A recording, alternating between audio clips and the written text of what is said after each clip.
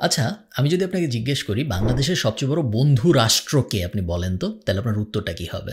বন্ধু মাপার অনেক উপায় আছে আমরা জানি, বাট একদম বেসিক লেভেলে যদি নিয়ে আসি, বন্ধু এমন একজন যে আমার বিপদে আগায় আসে, বন্ধু এমন একজন যে সবসময় চায় আমি গ্রো করি, এবং অবশ্যই বন্ধু এমন একজন যে আমার সামনে এক কথা পিছনে আর এক কথা বলে না, সবসময় চেষ্টা করে আমার যাতে ভালো হয়। তাই তো দুঃখজনক ব্যাপার হইল এই ক্রাইটেরিয়াগুলো মেনটেন করে এবং সিগনিফিক্যান্টও এরকম দেশ আসলে বাংলাদেশের বন্ধু এবং খুব বেশি নাই। বাংলাদেশ ছোট দেশ, বাট বাংলাদেশের ঝামেলা অনেক বেশি, আপনারা জানেন। তারপরেও আপনি যদি স্বাধীনতার এই পরবর্তী 50-55 বছরের হিসাব করেন এবং চিন্তা করেন যে বাংলাদেশের বন্ধু রাষ্ট্র আসলে কে, একদম উপরের দিকে যে নামটা আসবে সেটা হলো চায়না। আজকের ভিডিওতে আমরা মেইনলি দুইটা ব্যাপার বোঝার চেষ্টা করব। এক নাম্বার, চায়না এবং বাংলাদেশের সম্পর্ক, এবং দুই, চায়না কি কি ব্যাপার অসাধারণভাবে করেছে এবং বাংলাদেশও এই ব্যাপারগুলোর থেকে কি কি শিখতে পারে। চলেন শুরু করা যাক।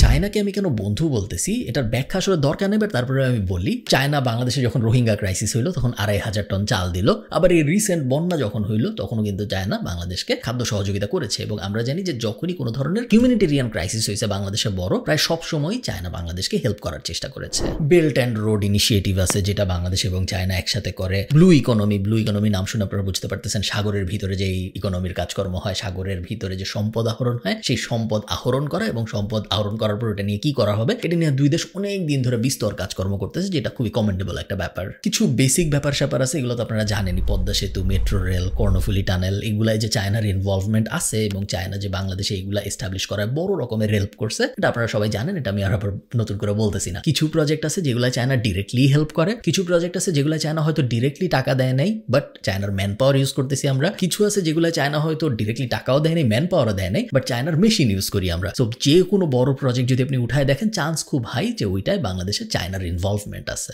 বাংলাদেশের ইম্পোর্টের সবচেয়ে বড় মার্কেটগুলোর একটা হলো চায়না। বাংলাদেশ চায়নার থেকে অনেক জিনিস পুরো দুনিয়ায় করে এবং বাংলাদেশও চায়নার থেকে অনেক জিনিসপত্র ইম্পোর্ট করে। এবং আমি জানি চায়না বাংলাদেশের সাথে ফ্রি ট্রেড এগ্রিমেন্ট করতে চায়, এবং যদি এটা করা সম্ভব হয় তাহলে খুব পজিটিভ এবং খুব বড় একটা ব্যাপার হবে, কারণ আমরা বাংলাদেশ চায়নার থেকে অনেক জিনিসপত্র ইম্পোর্ট করি। আচ্ছা, আমি কিছু অজানা প্রজেক্টের কথা বলি যেগুলো যে চায়না করতেছে বাংলাদেশে, এটা আমার মনে হয় আপনারা খুব বেশি মানুষ জানেন না। এক নম্বরে আসবে হইলো কক্সবাজারে চায়না একটা উইন্ড টারবাইন প্রজেক্ট করতেছে।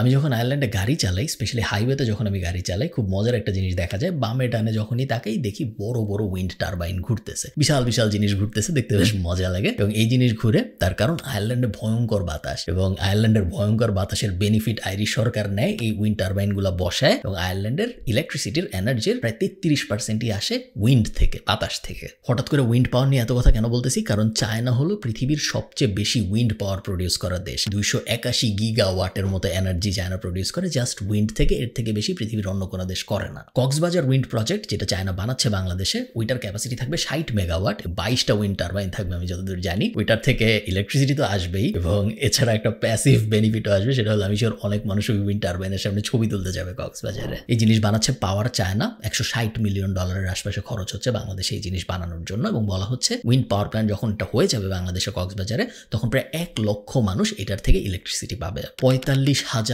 টন কয়লা কনজামশন কমবে, কারণ উইন্ড এনার্জি আপনারা সবাই জানেন ক্লিন এনার্জি।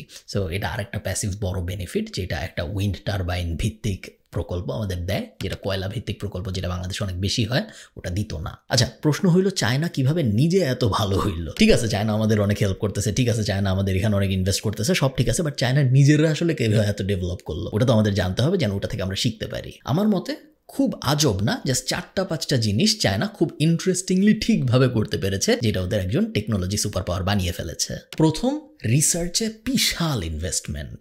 আপনারা জানেন চায়নাকে বলা হয় পুরা দুনিয়ার কারখানা, অনেকদিন ধরেই বলা হয়, এটা নতুন কিছু না। আপনার সুইচ থেকে শুরু করে এরোপ্লেন যাই লাগে, চান্স খুব বেশি যে পৃথিবীর যেই দেশে ওই জিনিস বানানো হোক, ওটার কাঁচামালের একটা বড় পোর্শন আসে চায়নার থেকে। 20 বছর আগে চায়না ঠিক করে যে আমরা শুধু এই জিনিস করতে চাই না, আমরা শুধুমাত্র পৃথিবীর কারখানা হয়ে থাকতে চাই না, আমরা ফুড চেইনের আরো উপরের দিকে উঠতে চাই। অন্যের জন্য তো আমরা প্রোডাক্ট বানাবোই, অন্যের জন্য তো আমরা কাঁচামাল সাপ্লাই দিবই, বাট একই সাথে আমরা নিজেদেরও ব্র্যান্ড দাঁড় করানোর চেষ্টা করব।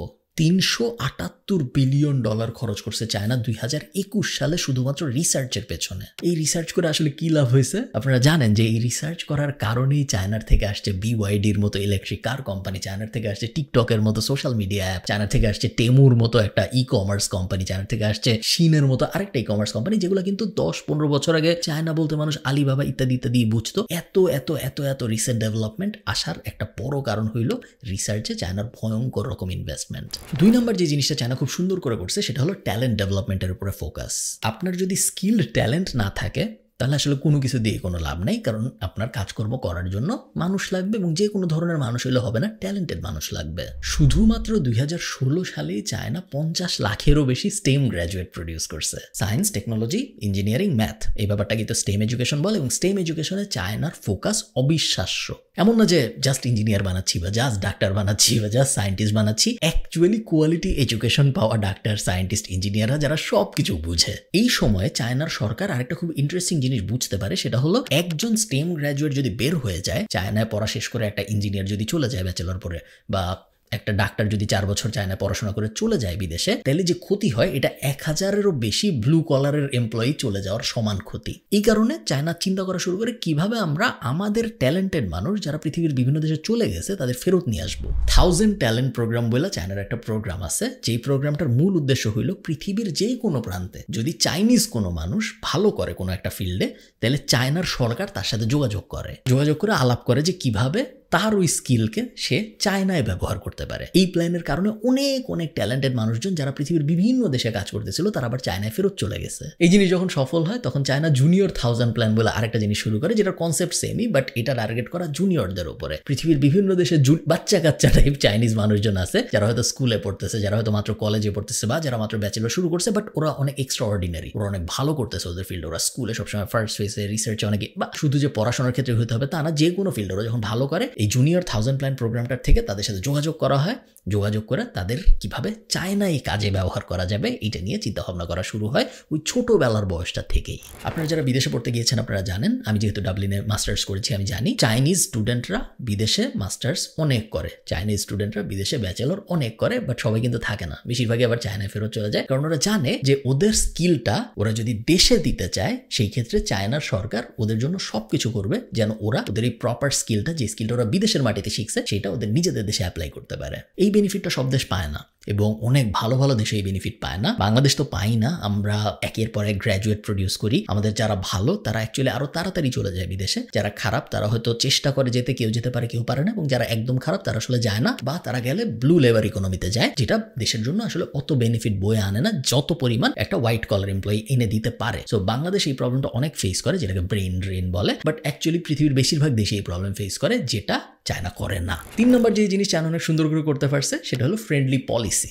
টেকনোলজি পার্ক বানানো, সহজে লোন দেওয়া, চাকরির বাজার বড় করা, এই ধরনের কাজকর্মগুলা চাইনিজ সরকার খুব যত্ন নিয়ে করছে, যেই কারণে পৃথিবীর বিভিন্ন দেশের মানুষজন চায়নার প্রতি আগ্রহী হয়েছে। স্টার্ট আপ ফান্ডিং দেওয়া, ফ্রি কোওয়ার্কিং স্পেস দেওয়া, আমি যদি লিস্ট দেওয়া শুরু করি লিস্টের কোনো শেষ নাই যে চায়না কি পরিমাণ বিজনেস ফ্রেন্ডলি দেশ হয়ে গেছে, যেটা অবিশ্বাস্য। চায়না যে বিজনেস ফ্রেন্ডলি দেশ হয়ে গেছে এটা আসলে বাইরের দুনিয়া অতদিন পর্যন্ত রিয়ালাইজ করে নাই যতদিন পর্যন্ত এই যে টিকটক, তারপরে BYD, তারপরে শিন, তারপরে টেমু, এই ধরনের কোম্পানিগুলো চায়নার বাইরে ডমিনেট করা শুরু না করছে। চায়না কিভাবে টিকটকে একটা গ্লোবাল অ্যাপ বানাইলো এটা নিয়ে আলাদা একটা ভিডিও বানানো যায়, আপনারা আমাকে কমেন্টে জানাবেন যদি আপনারা চান, বাট আমি যদি একটু ছোট করে বলি, প্রথম হলো অ্যালগোরিদম। প্রপার একটা অ্যালগোরিদম কিভাবে কাজ করে, কোন ইউজারের সামনে কোন ভিডিও কখন দেওয়া উচিত, একটা ইউজারকে কোন সময় কোন ভিডিওটা দিলে সেই ইউজারটা আসলে অ্যাপ ছেড়ে চলে যাবে না, এই জিনিস টিকটকের থেকে ভালো অন্য কেউ করতে পারে না। এবং আপনারা সবাই জানেন যে শর্ট ফর্মের ভার্টিক্যাল কন্টেন্ট যেটা আমরা এভাবে স্ক্রল করে করে দেখি, এই জিনিস আসলে টিকটকই আবিষ্কার করছে, এবং টিকটক আবিষ্কার করার পরে এই জিনিস ইউটিউব শর্টস এবং ইনস্টাগ্রাম রিল কপি করছে।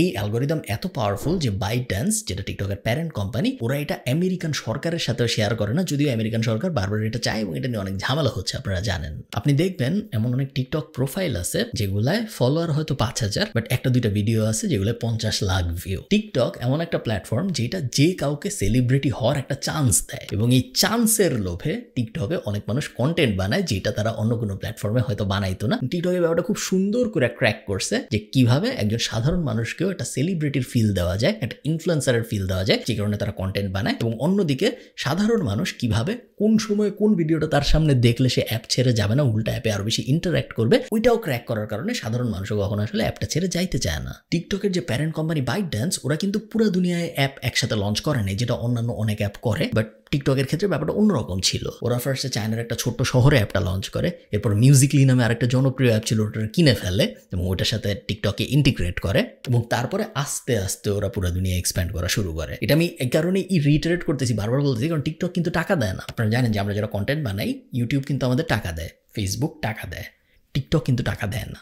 টিকটক শুধুমাত্র রিলেশনশিপ মেনটেন করার মাধ্যমে, টিকটকের যে কান্ট্রি ম্যানেজার সে বিভিন্ন জনের সাথে ফোনে কথা বলে বলে এমন হয়েছে আমাকে টিকটকের কান্ট্রি ম্যানেজার ফোন দিয়ে বলছে যে আপনার ভিডিওগুলো আপনি টিকটকে পার্সোনালি পার্সু করে করে গুতায় গুতায় মানুষকে টিকটকে আনছে, যেটা চাইনিজ সরকারের একটা পার্সুয়েশনের ক্রেডিট হিসেবেই আমি দেখি। মজার ব্যাপার হইল এমন না কিন্তু যে চায়না বিজনেসে, তারপরে চায়না আধুনিক টেকে অনেক ইমপ্রুভ করতে যে ওদের যে ম্যানুফ্যাকচারিং হাব ছিল, যে ওরা যে কোনো জিনিসপত্রের কাঁচামাল বানায় ফেলতো, ওরা তুলা বানাইতো, এই বানাইতো, সে বানাইতো, ওটা ভুলে গেছে, এরকম না। একটা দেশে সাধারণত যে ব্যাপারটা হয়, একটা দেশ যত আপস্কেল করে তত ওই দেশের লোয়ার লেভেলের যে কাজকর্মগুলো ছিল সেগুলো আস্তে আস্তে ডিচ করা শুরু করে। এটা আমরা ইউরোপেও অনেক হতে দেখেছি। ইউরোপ নিজে নিজের কাপড় বানায় না কেন? চাইলে কি ওরা বানাইতে পারে না? যে দেশ রোবট বানাইতে পারে, গাড়ি বানাইতে পারে, ওই দেশকে একটা গার্মেন্টস দিয়ে কিছু কাপড় বানাইতে পারে না? পারে। বাট ওরা যখন আপস্কেল করছে, ওরা যখন আরো বড় বড় জিনিস বানাইতে গেছে, তখন ওদের মনে হয়েছে এই ছোটখাটো জিনিসগুলো আমরা থার্ড ওয়ার্ল্ড কান্ট্রি থেকে এক্সপোর্ট করে নিয়ে আসি, তাহলে আমাদের কস্ট বাঁচবে, তাহলে আমাদের সময় বাঁচবে। চায়নার ক্ষেত্রে যে ব্যাপারটা হয়েছে, ওরা বড় বড় জিনিস ঠিকই বানাচ্ছে, বাট ওরা ছোট ছোট জিনিস বানানো ছাড়ে নাই। ছোট ছোট জিনিস ওরা আরেকটা দেশ থেকে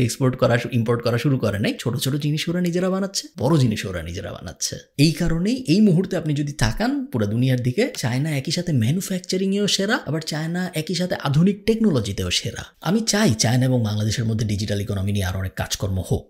চীনের যত সফটওয়্যার কোম্পানি আছে তারা বাংলাদেশের ইনফ্রাস্ট্রাকচার ডেভেলপমেন্টে স্পেশালি অনেক বড় ভূমিকা রাখতে পারে বলে আমার মনে হয়। চায়না তো আমাদের সাথে বড় বড় প্রজেক্টে আমাদের হেল্প করতেছেই, বাট একই সাথে যদি আমরা হেল্পটা আরেকটু এক্সপ্যান্ড করে এই ডিজিটাল ইনফ্রাস্ট্রাকচারের দুনিয়ায়, ক্লাউড কম্পিউটিং এর দুনিয়ায় নিয়ে আসতে পারি, তাহলে আমার ধারণা আমরা চায়নার ম্যানুফ্যাকচারিং থেকে যেভাবে বেনিফিটেড হচ্ছি, একই সাথে চায়নার টেকনোলজির থেকেও বেনিফিটেড হইতে পারবো। এবং চায়নার যেই ডেভেলপমেন্টের ব্যাপারগুলো, এই যে স্টেপগুলো যদি আমরা একটু মনোযোগ দিয়ে দেখার চেষ্টা করি, ইম্পসিবল না আমাদেরও এই স্টেপগুলোর অনেকগুলোই ফলো করা এবং বাংলাদেশকেও আস্তে আস্তে চায়নার মতো বানায় ফেলার চেষ্টা করা। ভালো থাকেন সবাই, সবার সাথে আমার দেখা হবে পরের কোনো একটা ভিডিওতে। টাটা।